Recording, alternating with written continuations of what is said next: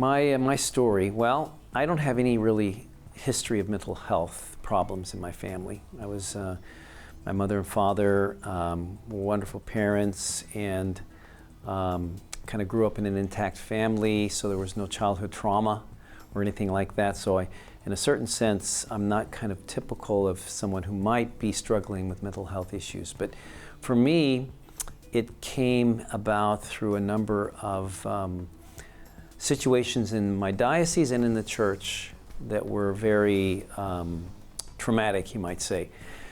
Dealing with sexual misconduct with priests, and also just the general situation back in 2018 with the McCarrick scandal and the release of the Pennsylvania grand jury report. And then some other things that were happening in my own life. One of my priests died fairly young, and there were other situations going on in the diocese. And I was trying to solve all these problems myself, and thinking mistakenly that I was responsible for the outcomes of all these situations, and that as the bishop, I needed to fix everything that was going wrong. That was my first mistake, and instead of, realizing that it was the Lord, who really can heal and to bring about anything good. And so it started for me just thinking and trying to figure out the different challenges that I had and not sleeping. And so that was the first sort of, you might say, the beginning of my struggles with mental health was I just wasn't getting sleep.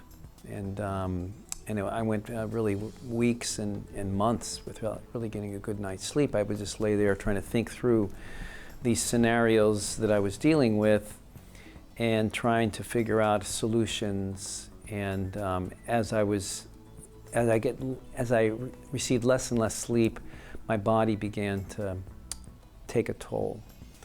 And that's when a combination of insomnia, but also anxiety kind of rose. And finally, my sister actually told me, he says, you need to get some help. You look terrible. And so this was in 2018, and then I went really about a year, 2019. In 2019, I went to the Mayo Clinic to have a physical, and that's when I was diagnosed with PTSD, a form of PTSD, anxiety, and major depressive disorder. And also this tinnitus, this ringing in my ear. Just all of a sudden, I woke up one day and I had this ringing in my ear. And so that was in March of 2019. And so then I started to receive counseling, and that helped. But still, I was trying to figure everything out. And finally, in October of 2019, I really became convinced that I had to take some time off. And that's when I approached the Apostolic Nuncio at one of our meetings in November of 2019 and asked if I could take some time off to just attend to my own health and well-being, mental health and well-being. And he was so good. He was very understanding, and had to get permission from the Holy Father. And so in December of 2019, I was given a leave of absence. And so it was going into winter, so I wanted to go someplace sunny, so I went to Phoenix. I have a good friend who was then the Bishop of Phoenix, who was my bishop when I was in Wichita, Bishop Thomas Olmsted. And he arranged for me to stay at one of the retreat houses there in Phoenix. And then in March of 2020, we know what happened. The pandemic hit. So as I like to say, I took a leave of absence for health reasons in December, and then the whole world took a leave of absence. And so that was another kind of an isolating experience for all of us. And so that was very difficult, that spring of 2020. And then I came back to, not to the diocese, but I came back to my home in Kansas City in the summer of 2020. And it wasn't until November of 2020 that I finally felt well enough to come back to the diocese. And so I came off my leave of absence in November of 2020. But then it was a while before I really felt, like I could really function well. The first few months back were still a struggle.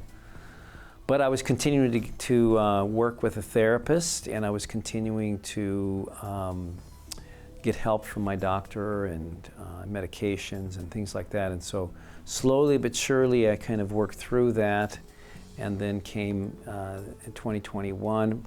Below, my mother passed away in 2020 from COVID, and that was kind of another, just when I was sort of going back to work.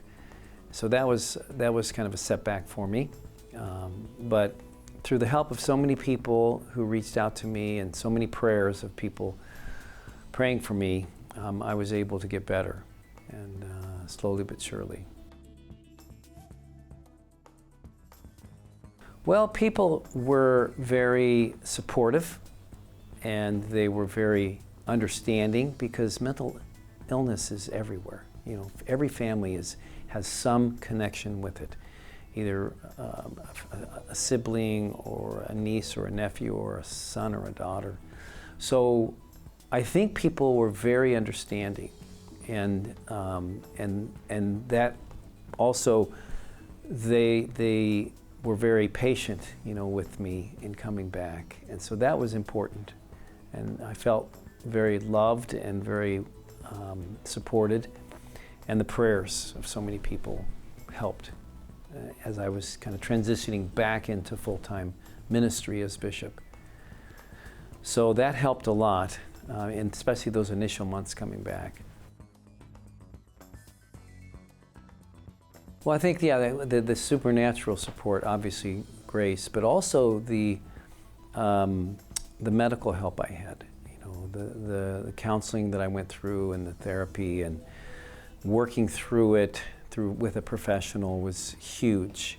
And I have to say too, when I was in Phoenix, I have a couple of families that were students of mine who are now married and have children, and the support of these families was very, very important.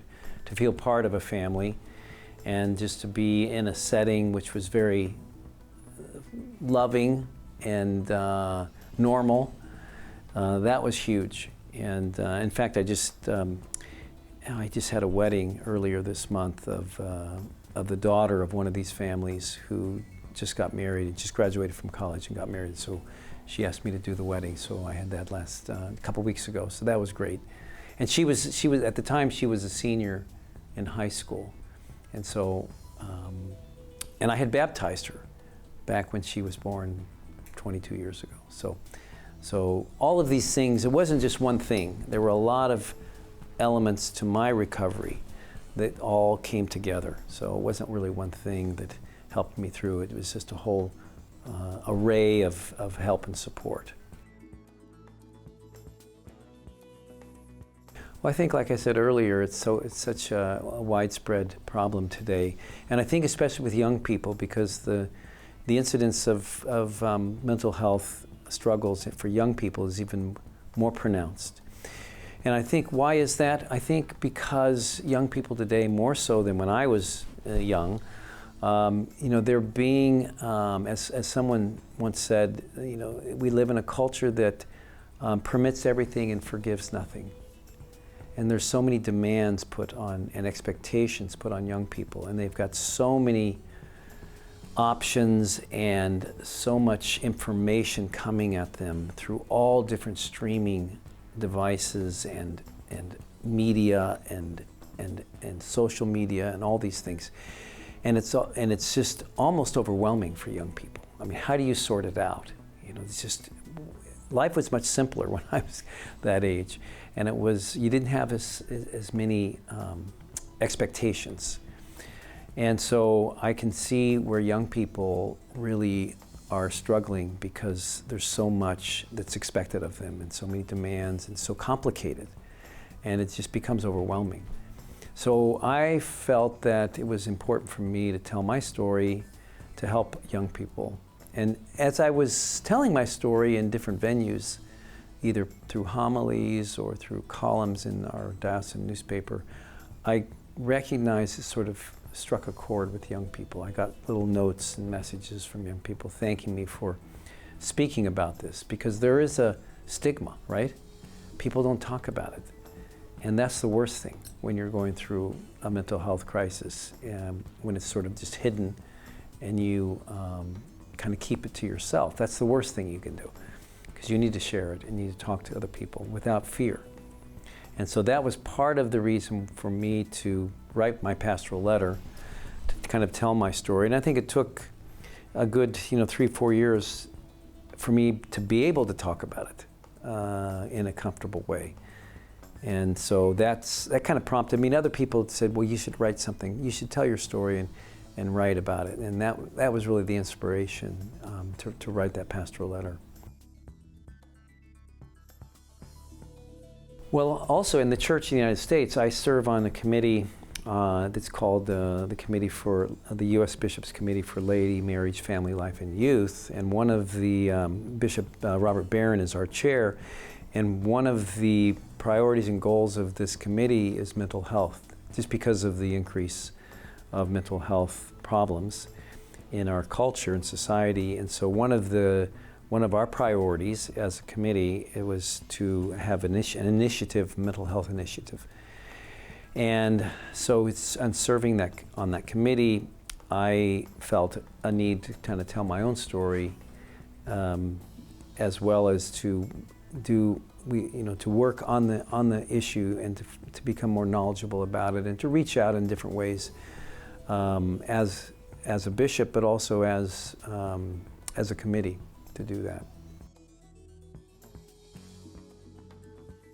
Well, I would just say, as far as advice would be, first of all, you're not alone, and it's something that's very common. So don't feel like there's no one there to help you. And then to reach out to people who can help you. There's a lot of professional help available. There's a lot of people who love you and who want to help you and who can help you, and that you can get better, and that there's a lot of opportunity to receive help, and there's so much available. So don't feel like that you can't find help. You can find help.